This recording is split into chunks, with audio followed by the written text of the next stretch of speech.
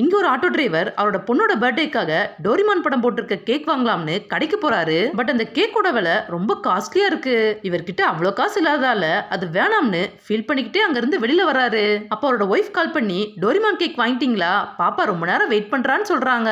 இவரோ அந்த கேக்கை தான் தேடிட்டு இருக்கேன், அது கிடைக்கவே இல்ல, அது கிடைச்சதும் அதை வாங்கிட்டு வந்துறேன்னு சொல்றாரு. அதே நேரம் இன்னொருத்தன் பைக்கை ஸ்டார்ட் பண்ணி பாக்குறான். பட் அவனோட பைக் ஸ்டார்ட் ஆகவே இல்ல.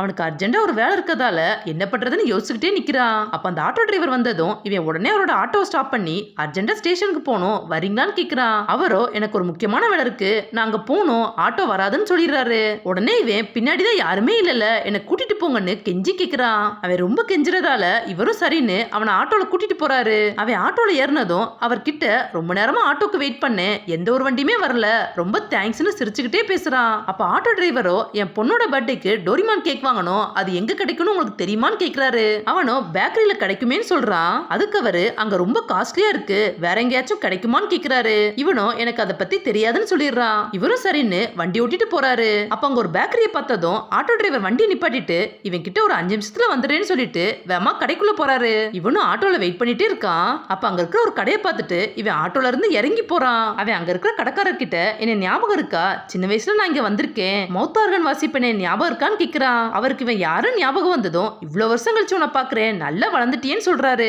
அவங்கிட்ட அதே மவுத் ஆர்கன் இருக்கத பார்த்துட்டு இப்போ நீ அதை வச்சிருக்கியான்னு கேக்குறாரு. உடனே அவன் அதை எடுத்து அழகா வாசிக்கிறான். சின்ன வயசுல இவன் இதை வாசிக்கிறத கேட்டுட்டு தான் அவர் இவனுக்கு ஃப்ரீயா கேக் கொடுத்திருப்பாரு. இப்போ அவரு அதே போல அவனுக்கு அதே கேக்க கொடுக்கறாரு. இவன் ரொம்ப சந்தோஷமா அவரை பாக்குறான். அப்ப ஆட்டோ டிரைவர் வந்து கிளம்பலாம்னு இவனை கூப்பிடுறாரு. இவனும் கடைக்காரர் கிட்ட கிளம்புறேன்னு சொல்றான். அப்ப அவரோ அடிக்கடி வா, உன்னை பாக்குறப்ப ரொம்ப சந்தோஷமா இருக்குன்னு சொல்றாரு. இவனும் சரின்னு சொல்லிட்டு ஆட்டோல ஏறான். கொஞ்ச நேரம் கழிச்சு இவன் டிரைவர் கிட்ட டோரிமான் கேக் வாங்கிட்டீங்களான்னு கேக்குறான். அவரோ இங்கேயும் அதோட விலை அதிகமா தான் இருக்கு, அதனால வாங்கலன்னு சொல்றாரு. உடனே அவன் ஒரு கடை கிட்ட நிப்பாட்ட சொல்றான். டிரைவர் வண்டியை நிப்பாட்டிட்டு நீங்க ஸ்டேஷன் போகணும் தானே சொன்னீங்கன்னு கேக்குறாரு. இவனோ ஸ்டேஷன் தான் போகணும், அதுக்கு முன்னாடி உங்க பொண்ணுக்காக நம்ம டோரிமான் கேக் வாங்கலாம்னு சொல்றான். இவர் ஒண்ணுமே புரியாம பாக்குறாரு.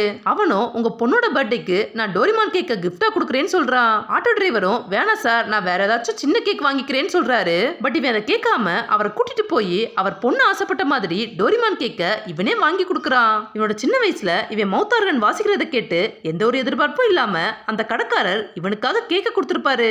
அந்த குட்டி வயசுல இவன் அந்த கேக்குக்காக ரொம்ப ஏங்கி ஆசையா அதை சாப்பிட்டிருப்பான். அந்த கடைக்காரர் இவனுக்காக பண்ணதை நினைச்சதான் இப்ப இவன் ஆட்டோ டிரைவருக்காக இந்த கேக்க வாங்கி கொடுக்குறான்.